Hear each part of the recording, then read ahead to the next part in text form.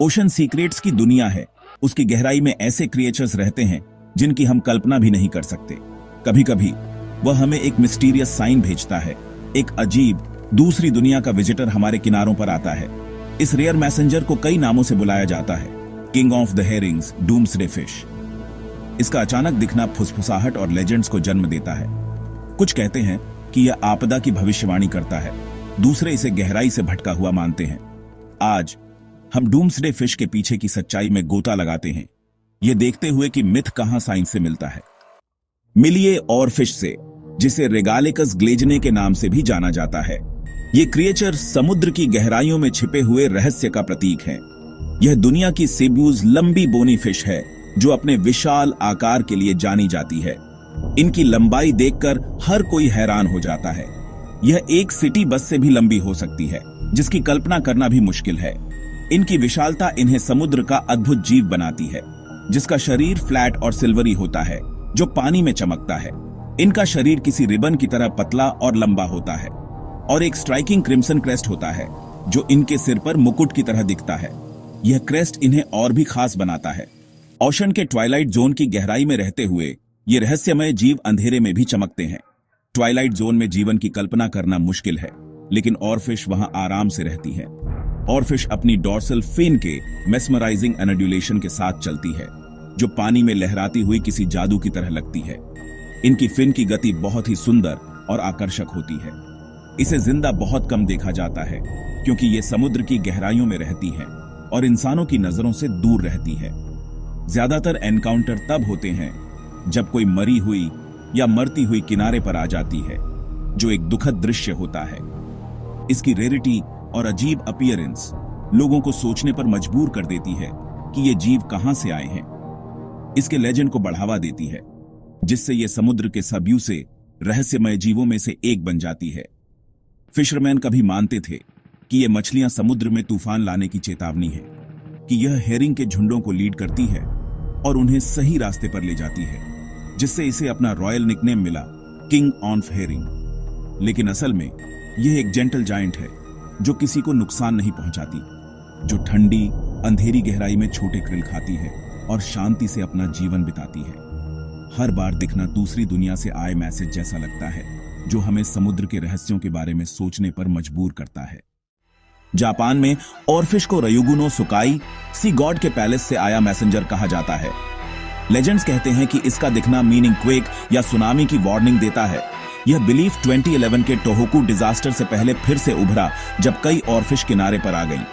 इसी तरह के मीथ्स ताइवान और फिलीपींस में भी हैं, जहां इसे मीनिंग क्वेक फिश के नाम से जाना जाता है। ये कहानियां इसलिए बनी रहती हैं क्योंकि वे कंफर्ट देती हैं, एक अराजक दुनिया में वार्निंग का सेंस। ऑरफिश अपनी घोस्टली फॉर्म के साथ नेचर की छिपी हुई पावर का एक जीवंत सिंबल बन जाती है। यह हमें ओशन के मिस्ट्रीज से हमारे गहरे कनेक्शन की याद दिलाता है।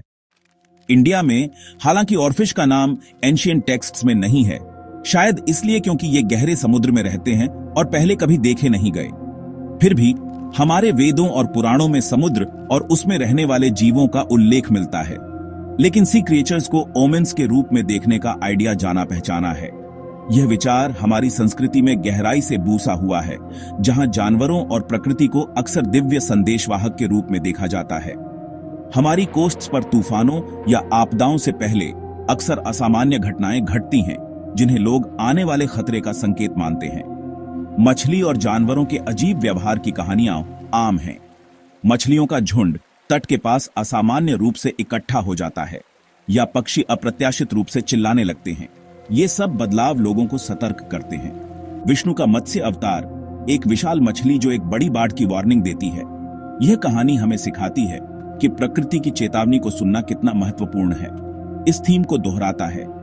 यह हमें याद दिलाता है कि प्रकृति के पास हमें बताने के लिए बहुत कुछ है, अगर हम ध्यान से सुने। 2004 की सुनामी के बाद जानवरों के इंसानों से पहले खतरे को भांप लेने की कहानियां फैल गईं। लोगों ने बताया कि कैसे जानवर ऊंचे स्थानों पर भाग गए या सुरक्षित स्थानों पर छिप गए, जिससे कई लोगों की जान बच गई। अगर कभी कोई ऑरफिश इंडियन किनारों पर आती है, तो यह निश्चित रूप से एक नया लेजेंड बन जाएगी। शायद इसे समुद्र देवता का संदेशवाहक माना जाए, या आने वाली किसी बड़ी घटना का संकेत। समुद्र से एक संकेत या साइन, यह एक चेतावनी हो सकती है या एक आशीर्वाद, यह निर्भर करता है कि हम इसे कैसे देखते हैं। हमारी संस्कृति नेचर के मैसेजेस में अर्थ ढूंढती है, क्योंकि हम हमेशा से प्रकृति के साथ एक गहरे संबंध में रहे हैं। साइंस और मिथ को मिलाकर यह एक अनूठा तरीका है जिससे हम दुनिया को समझते हैं और अपने आसपास की दुनिया के साथ तालमेल बिठाते हैं। साइंस एक अलग कहानी बताता है, एक ऐसी कहानी जो तथ्यों और सबूतों पर आधारित है। ऑरफिश कमजोर स्विमर्स होती है और अक्सर खुद को संघर्ष करते हुए पाती है, जो शांत गहरे पानी के लिए अडॉप्टेड होती हैं, जहां जीवन की गति धीमी होती है। जब बीमार, घायल या तेज करंट्स में फंस जाती हैं, जो उनके नियंत्रण से बाहर होती हैं, तो वे सतह पर आ सकती हैं, जहां वे आमतौर पर नहीं होती हैं, और किनारे पर बहकर आ सकती हैं, जो कि एक दुखद अंत है। ज्यादातर दिखना बस सिकी या एनवायरमेंटल चेंजेस का नतीजा होता है, जो उनके प्राकृतिक आवास को प्रभावित करते हैं, न कि भविष्यवाणी का। कुछ लोग अनुमान लगाते हैं कि वे ओशन के सूक्ष्म बदलावों को महसूस कर सकती हैं, शायद आने वाले खतरों की चेतावनी के रूप में, लेकिन इसका कोई सॉलिड एविडेंस नहीं है। उनका दिखना डीप सी लाइफ की कठोर सच्चाइयों की दुखद झलकियां हैं। मिथ शक्तिशाली है, लेकिन साइंस क्लियर है। क्या ऑरफिश के दिखने और मीनिंग क्वेक के बीच कोई असली लिंक है? साइंटिस्ट्स कहते हैं नहीं। स्टडीज कोई कंसिस्टेंट कोरिलेशन नहीं दिखाती है। कभी कभी एक ऑरफिश अर्थक्वेक से पहले दिखती है, लेकिन ज्यादातर कुछ नहीं होता। हमारे दिमाग पैटर्न ढूंढते हैं, हिट्स को याद रखते हैं और मिसेस को भूल जाते हैं। मीनिंग क्वेक टेक्टोनिक शिफ्ट्स के कारण होते हैं, जो बहुत नीचे होते हैं, किसी भी मछली की पहुंच से बहुत दूर। ऑरफिश को एक सीस्मोमीटर के रूप में देखने का आइडिया लुभावना है, लेकिन एविडेंस द्वारा सपोर्टेड नहीं है। संयोग न कि क्लेयरवॉयंस कनेक्शन को एक्सप्लेन करता है। यह कोरिलेशन का एक क्लासिक केस है, न कि कॉजेशन का। तो क्या हमने जादू को छीन लिया है? क्या हमने समुद्र की गहराइयों में छिपे रहस्य को उजागर करने की कोशिश में उसके प्रति अपना विस्मय खो दिया है? क्या वैज्ञानिक खोज के नाम पर हमने उस रोमांच को कम कर दिया है जो कभी अज्ञात के साथ आता था? बिल्कुल नहीं, ऐसा सोचना ही गलत है। हम साइंस पर भरोसा कर सकते हैं, हमें विज्ञान पर भरोसा रखना चाहिए। यह हमें दुनिया को समझने के लिए एक शक्तिशाली टूल देता है। यह हमें बताता है कि चीजें कैसे काम करती हैं, और यह हमें भविष्य के बारे में भविष्यवाणी करने में मदद करता है। ऑरफिश डीप सी वंडर्स हैं, न कि डूम के प्रॉफिट्स। वे समुद्र की गहराई में जीवन की विविधता और अनुकूलन क्षमता का प्रमाण हैं, न कि किसी आसन्न कयामत की चेतावनी। लेकिन हम मिथ्स को भी संजो सकते हैं।